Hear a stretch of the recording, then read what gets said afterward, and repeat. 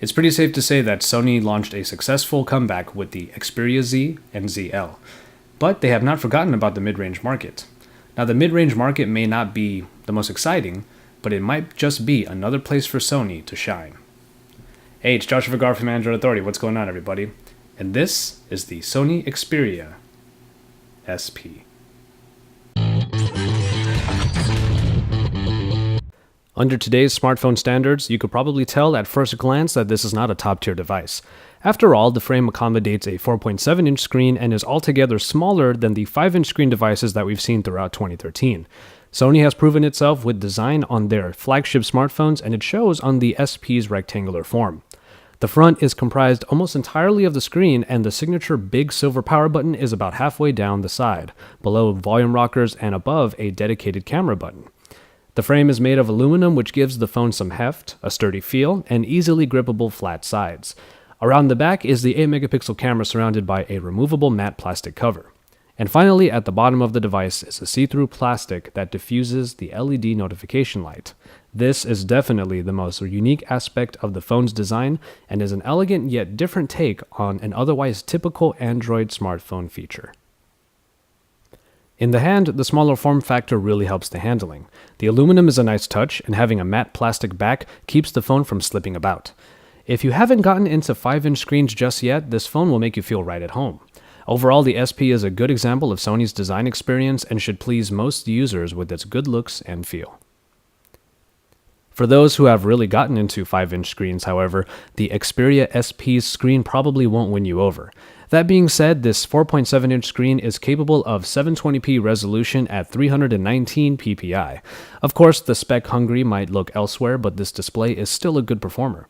The TFT screen is backed by the Bravia engine, just like the Z and the ZL, thus giving the phone greater contrast aside slightly lowered saturation. It does somewhat suffer from the same viewing angle issues as its big siblings, but dead-on viewing is still a great experience. If you really want the extra resolution and pixel density, then you have Sony's flagships available. Otherwise, average and perhaps even some power users can come to appreciate how last year's screen specs can still be quite fun. Last year's specifications make another return with the Xperia SP's performance. It sports a dual-core Snapdragon Crate processor clocked in at 1.7 GHz. Obviously, it doesn't sound as great as a quad-core Snapdragon 600, but 1.7 GHz is still more than enough speed and power for the average user. A score of around 16,000 in Antutu keeps the SP at a very respectable part of the Android ladder. You'll get a lot done quickly as the phone remains smooth through its elements. 2 GB of RAM are available for multitasking, and as for graphics, the SP does keep up with the rest of the pack by sporting the Adreno 320 processor. Rest assured that the Xperia SP will be a more than capable companion. Actually, you could view this less as old and more like last year's specs perfected. Hardware offerings on the Xperia SP remain pretty standard. Wi-Fi, GPS, Bluetooth, and NFC are all available for your connection needs, and there will be different variants made for HSDPA and LTE networks.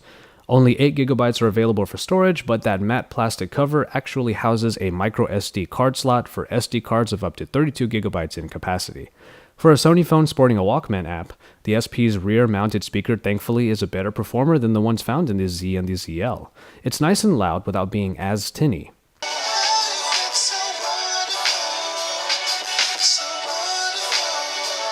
And of course, as you can see at the bottom, the Xperia SP is having a little party of its own with a dynamic LED light.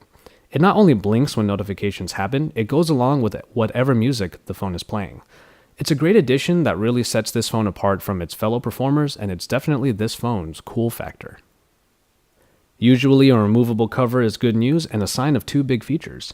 Unfortunately, I have to burst that bubble and say only one of those features made it onto the Xperia SP. I already mentioned the micro SD card slot, so sadly, the battery is not user replaceable. But it's not all bad news. For a 4.7-inch screen device, it packs a big 2370 mAh battery. With slightly less powerful bits inside, this phone's battery can easily go the distance. A locally looped video ran down half of the battery in just over 3 hours, making this phone likely capable of close to 7 hours of straight local media consumption. Maybe more, if you take advantage of the good power-saving features. The battery is a great example of how the Xperia SP manages to blur the line between mid-range and top tier, or last year and current specs. The 8-megapixel camera on the Xperia SP takes the same general idea from the Z and the ZL. Sony's superior auto works to find the right scene mode to use for the frame, and features like HDR, touch capture, and panorama are also available. All of these modes are easily accessible in the app viewfinder. Pictures are pretty good with nice contrast and details, though they can be a little too saturated at certain times. Low light performance, though unsurprisingly, yielded lower quality pictures. Ultimately, the camera on the Xperia SP is a capable shooter, but isn't as great as even other performers from last generation, when 8 megapixels were the norm compared to today's 13 megapixels. And finally, the software. The Xperia Z's UI basically makes its return in this Jelly Bean 4.1.2 build. It is the same melting pot of elements from multiple sources.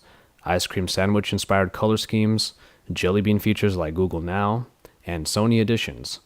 Apps like the Walkman and the album photo gallery bolstered the small apps, small overlays accessible from the recent app screen. Sony takes a more minimalistic approach to their UI, and if you prefer the basics with some extras and then all in a nice shell, the Xperia UI should still please. There aren't any listings for the Xperia SP on US carriers just yet, but it should come in between $100 to $150 on 2-year contracts. When unlocked, it is decently priced, right under $500 US. And so, there you have it. The spec-hungry and those looking to be on the bleeding edge might look past the Xperia SP, but even for them, this should still be an attractive package.